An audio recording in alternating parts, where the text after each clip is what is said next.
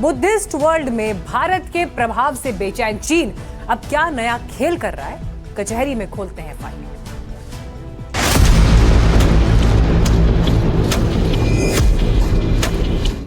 युद्ध सिर्फ हथियारों से नहीं जीते जाते, कुछ युद्ध इतिहास से जीते जाते हैं, कुछ संस्कृति से और कुछ आस्था से। आज एशिया में एक ऐसी ही जंग चल रही है जिसमें ना मिसाइल हैं, ना टैंक, ना बारूद, ना ड्रोन्स, लेकिन दांव पर है 50 करोड़ से ज्यादा बौद्धों का विश्वास। ये ऐसी जंग है जो बॉर्डर पर नहीं बल्कि मठों में लड़ी जा रही है। जिन भगवान बुद्ध ने दुनिया को अहिंसा का पाठ पढ़ाया, आज उनकी विरासत 21वीं सदी की सबसे बड़ी सॉफ्ट पावर की लड़ाई बन चुकी है। आप ये जानकर हैरान होंगे कि जो चीन आधिकारिक रूप से एक नास्तिक देश है, वो अब बुद्ध पर अरबों डॉलर खर्च कर रहा है। ब्लूमबर्ग की एक रिपोर्ट के मुताबिक चीन ने नेपाल के लुम्बिनी में करीब 2 अरब डॉलर यानी 19,000 करोड़ रुपए निवेश किए हैं। इसके तहत चीन लुम्बिनी में बौद्ध विश्वविद्यालय, रिसर्च सेंटर, होटल वगैरह तैयार करवा रहा है। विदेशी भिक्षुओं के लिए कार्यक्रम और दुनिया भर में बौद्ध सम्मेलन भी करवा रहा है। अब सवाल है कि आखिर नास्तिक चीन को धर्म पर इतना बड़ा निवेश करने की जरूरत क्यों पड़ी? इसके पीछे चीन क्या हासिल करना चाहता है? जानकारों का कहना है कि चीन ये बात अच्छी तरह समझ चुका है कि जिसके पास बुद्ध की कहानी होगी, उसके पास एशिया के दिल तक पहुंचने का रास्ता होगा। एक्सपर्ट्स का मानना है कि चीन सिर्फ नेपाल के बौद्ध स्थल पर धार्मिक ढांचा नहीं बना रहा, बल्कि वो एक नैरेटिव बनाने की कोशिश कर रहा है। लेकिन क्या चीन का बौद्ध धर्म में बढ़ता निवेश सिर्फ एक धार्मिक गतिविधि है या फिर एक बड़ी रणनीति? और यही जानने की कोशिश की हमने एक्सपर्ट्स से। चीन की बर्बरता किसी से छुपी नहीं है, तिब्बत का उदाहरण सबके सामने ही है। तो इस वजह से चीन कितना भी इन्वेस्ट कर ले, लेकिन ये जितने भी मुल्क हैं जो बौद्ध धर्म का पालन करते हैं, विशेषकर Thailand, Cambodia, Myanmar, Japan, Korea, वो भारत को ज़्यादा इम्पोर्टेंस देते हैं एज कंपेयर टू चाइना। तो जानकार मान रहे हैं कि चीन बौद्ध कूटनीति के जरिए एशिया में अपना प्रभाव बढ़ाने की कोशिश कर रहा है ताकि भारत की ऐतिहासिक सॉफ्ट पावर को चुनौती दी जा सके। लेकिन चीन को यह भूलना नहीं चाहिए, बौद्ध इतिहास और संस्कृति की सबसे बड़ी ताकत किसके पास है। बुद्ध का जन्म भले ही नेपाल के लुम्बिनी में हुआ, लेकिन उन्होंने ज्ञान हासिल किया बिहार के बोधगया में। पहला उपदेश उन्होंने वाराणसी के पास सारनाथ में दिया।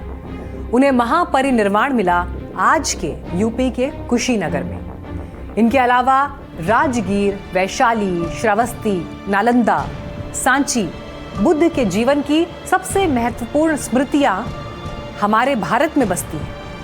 यानी बुद्ध के जीवन और बौद्ध धर्म के विकास के सबसे महत्वपूर्ण अध्याय भारत की धरती पर लिखे गए। भले ही उनका जन्म नेपाल में हुआ हो, लेकिन बुद्ध का दर्शन भारत से पूरी दुनिया तक पहुंचा। भारत में लगभग 50 से ज्यादा प्रमुख बौद्ध तीर्थ और विरासत स्थल हैं। सरकार ने बोधगया, सारनाथ, कुशीनगर, राजगीर, वैशाली, श्रावस्ती, सांची, नालंदा, इन्हें जोड़कर बौद्ध सर्किट विकसित किया है। इसके अलावा विशेष बुद्धिस्ट सर्किट, टूरिस्ट ट्रेन, नई air connectivity, Kushinagar international airport, बेहतर सड़कें और बेहतर पर्यटन सुविधाएं दी हैं। यानी भारत सिर्फ इतिहास नहीं दिखा रहा, बल्कि भविष्य भी बना रहा है और आज अपनी समृद्ध बौद्ध विरासत को कूटनीतिक ताकत में बदल रहा है। लेकिन एक सवाल ये भी आता है कि क्या सिर्फ विरासत होना काफी है या भारत को अपनी बुद्धिस्ट डिप्लोमेसी को और आक्रामक बनाना होगा?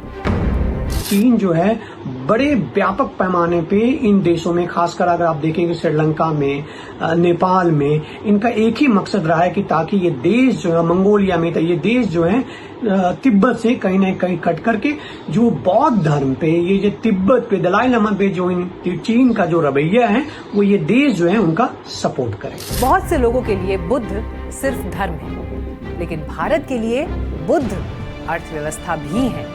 हर साल श्रीलंका, थाईलैंड, म्यांमार, जापान, दक्षिण कोरिया, वियतनाम, भूटान और दुनिया के कई देशों से लाखों श्रद्धालु भारत आते हैं। भारत के बौद्ध सर्किट पर्यटन पर हर साल अनुमानित 9,850 करोड़ रुपए की आमदनी होती है।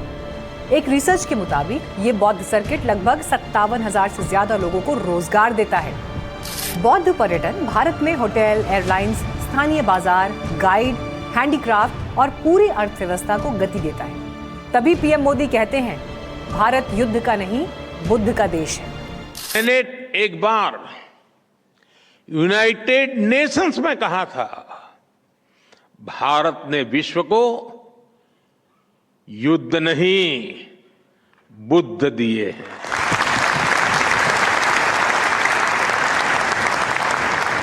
लेकिन अब इस नारे का मतलब सिर्फ शांति नहीं, ये भारत के सॉफ्ट पावर होने की रणभेरी है। भारत दुनिया से कह रहा है कि अगर बुद्ध को समझना है तो उनकी भूमि पर आइए, भारत में आइए। तो फिर सवाल ये आता है कि बुद्ध की जन्मभूमि नेपाल के लुम्बिनी में 19,000 करोड़ का भारी भरकम निवेश करने के पीछे चीन की असली मंशा क्या है? जानकारों का मानना है कि तिब्बत, दलाई लामा के उत्तराधिकार और बौद्ध संस्थानों पर प्रभाव के जरिए चीन एशिया में अपनी सांस्कृतिक और कूटनीतिक पकड़ मजबूत करने की फिराक में है। वो दलाई लामा के बाद वाला गेम प्लान बना रहा है। गेम ये कि दलाई लामा के बाद भविष्य का बौद्ध धार्मिक नेतृत्व अगर चीन के प्रभाव में आता है तो उसका असर सिर्फ तिब्बत तक सीमित नहीं रहेगा, पूरे बुद्धिस्ट वर्ल्ड पर पड़ेगा। यानी ड्रैगन का इरादा धर्म का कम, जियोपॉलिटिक्स का ज्यादा है। यही वजह है कि आज मठ भी रणनीति का हिस्सा बन चुके हैं। चीन के इस तरह के विस्तारवाद को भारत भांप चुका है। इंडोनेशिया की यात्रा पर गए प्रधानमंत्री मोदी ने आज इंडोनेशिया की संसद को संबोधित कर जो कहा, उसके मायने समझने जरूरी है। भारत दुनिया का वो देश है जो विस्तारवाद नहीं, विकासवाद की नीति पर चलता है।